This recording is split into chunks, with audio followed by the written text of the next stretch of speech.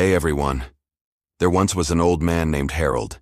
He was 66 years old and walked the streets of a small, forgotten town, covered in dirt and dust, with hunger gnawing at his belly and loneliness resting heavy on his shoulders. Harold wasn't always like this. In his youth, Harold had been a carpenter.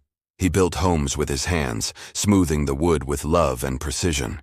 He lived in a small cottage at the edge of town with his wife, Eleanor, and their son, Thomas. Life was not rich, but it was full of laughter, the smell of sawdust and soup, and the joy of small things. But time is a thief. First, the factory that supplied most of the town's jobs closed. Then, Eleanor fell ill. Harold did everything he could, working double shifts, borrowing from neighbors, praying every night. But prayers do not always change what fate has already written. Eleanor passed away on a cold February morning. Thomas, broken by grief, left town to chase something, anything that could make him forget. And he never came back.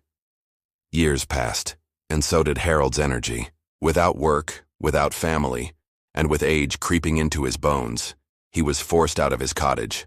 The land was sold. The place he built with his own hands was now someone else's. And so, Harold wandered. Every morning, he would wake under an old train bridge, surrounded by empty cans, broken bottles, and the songs of birds that pitied him. He would walk slowly through town, his clothes torn, his face lined with both time and sorrow. People would glance and look away. Children whispered that he was a ghost. Shopkeepers tightened their lips and offered nothing. But Harold never asked. Pride is a strange thing. Even in his misery, he held on to it tightly, like the last piece of a puzzle that didn't fit anymore. One day, he found an old photograph near the trash bins outside the grocery store. It was faded, but he recognized it instantly. It was his son, Thomas, standing in front of a large building with a sign that read, "Martin & Sons, Construction Experts." Harold's hands trembled as he held the photo. His son had made something of himself. For the first time in years, he spoke aloud. Maybe he didn't forget me. That night under the stars, Harold made a decision. He would walk. He would walk to find Thomas. He didn't know where the building was, but he believed. And belief, however fragile, is enough to move mountains, or at least to move a tired old man. He walked for days, then weeks. Sometimes kind strangers gave him food. Once a farmer let him sleep in a barn. Other times, he went hungry. His body ached, but his heart was alight with hope. Every mile he walked, he imagined what he would say when he saw Thomas. "I'm sorry I let you go. I missed you. I love you. Can I see my grandson, maybe?" Finally, after nearly 2 months of walking, he reached a city. A big one, buzzing with cars and tall buildings.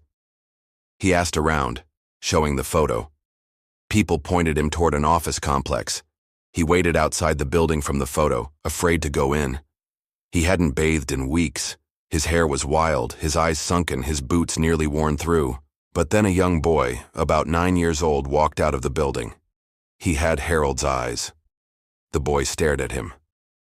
Are you Harold?" he asked. Harold blinked. "Yes, I am." The boy ran back inside. Moments later, a man came out. He was tall, wearing a suit with salt and pepper hair. His eyes locked with Harold's, and they both froze. "Dad?" Thomas said, almost a whisper. Tears poured from Harold's eyes.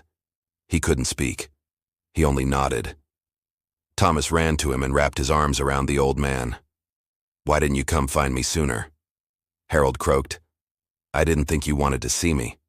I thought I lost everything." Thomas shook his head. "You didn't lose me." From that day on, Harold had a home again. He took long baths. He wore clean clothes. He laughed for the first time in decades. He helped build wooden toys for his grandson and told stories by the fireplace. He still walked every morning. But now he walked with a cane in one hand and his grandson's tiny fingers in the other. And the dust? Well, some of it stayed, not on his clothes, but in his heart, as a reminder of the road he walked, and the hope that saved him. This is the end of the video. If you liked it, please click the like button and share it with your friends. Also, subscribe to our channel to get more videos like this. Thank you for watching. We'll see you next time.